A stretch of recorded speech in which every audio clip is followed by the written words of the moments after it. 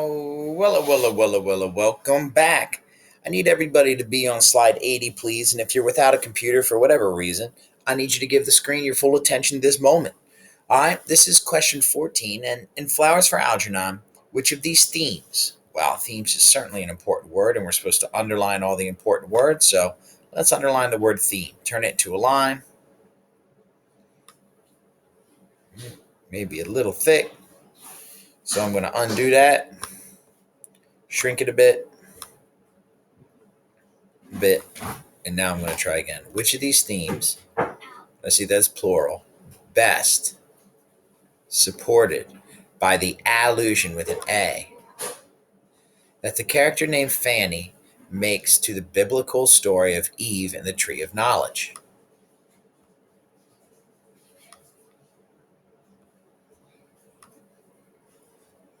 Well, first things first, we might want to just do a quick little Adam, Eve, tree of knowledge. Do a quick bit of research. And what do we get here? Oh, geez. We get Adam and Eve.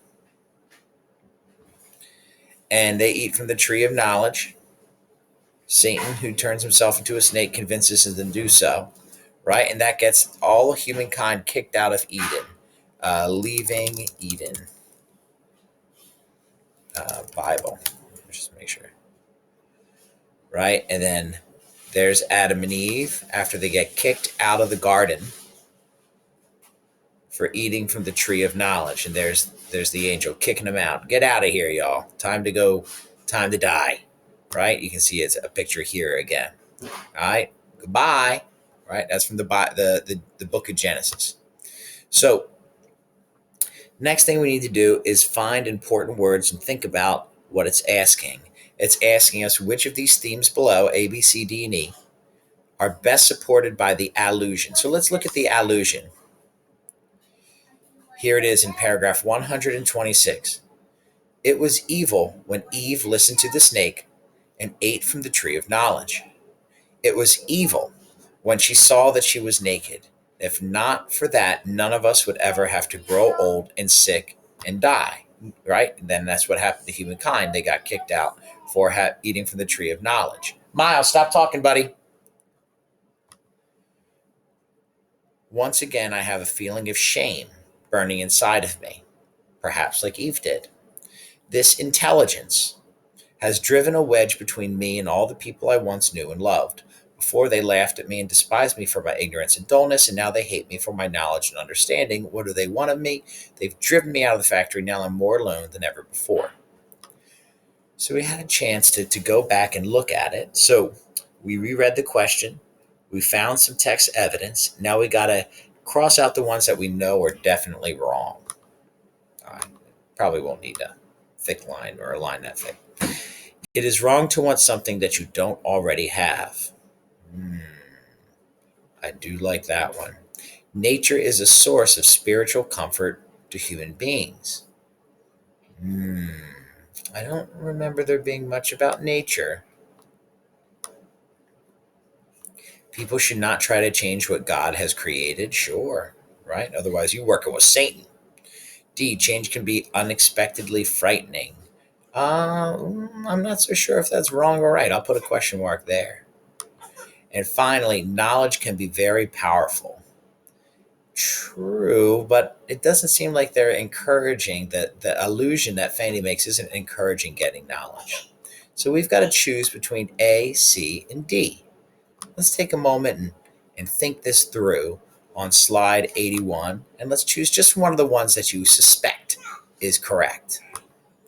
So what seems especially true is C. I think C is one of the most obvious ones, but the other ones are a little less obvious. The other correct answer is A. It is wrong to want something that you don't already have. What did Charlie want that he didn't already have? Knowledge. So let's go ahead and get into the story, starting on May 15th, paragraph 129. May 15th. Dr. Strauss is very angry at me for not having written any progress reports in 2 weeks. He's justified because the lab is now paying me a regular salary. I told him I was too busy thinking and reading. When I pointed out that writing was such a slow process that it made me impatient with my poor handwriting, he suggested I learn to type. It's much easier now to write because I can type nearly 75 words a minute. Dr. Strauss continually reminds me of the need to speak and write simply so that people will be able to understand me. Paragraph 130. I'll try to review all the things that happened to me during the last 2 weeks. Algernon and I were presented to the American Psychological Association, APA, sitting in convention with the World Psychological Association last Tuesday. We created quite a sensation. Dr. Niemer and Dr. Strauss were proud of us. I suspect that Dr. Niemer, who is 60, 10 years older than Dr. Strauss, finds it necessary to see tangible results of his work, undoubtedly the result of pressure by Mrs. Niemer. Paragraph 132. Contrary to my earlier impressions of him, I realize that Dr. Niemer is not at all a genius. He has a very good mind, but it struggles under the specter of self-doubt. He wants people to take him for a genius. Therefore, it is important for him to feel that his work is accepted by the world. I believe that Dr. Niemer was afraid of further delay because he worried that someone else might make a discovery along these lines and take the credit from him. Dr. Strauss, on the other hand, might be called a genius, although I feel that his areas of knowledge are too limited. He was educated in the tradition of narrow specialization. The broader aspects of background were neglected far more than necessary, even for a neurosurgeon.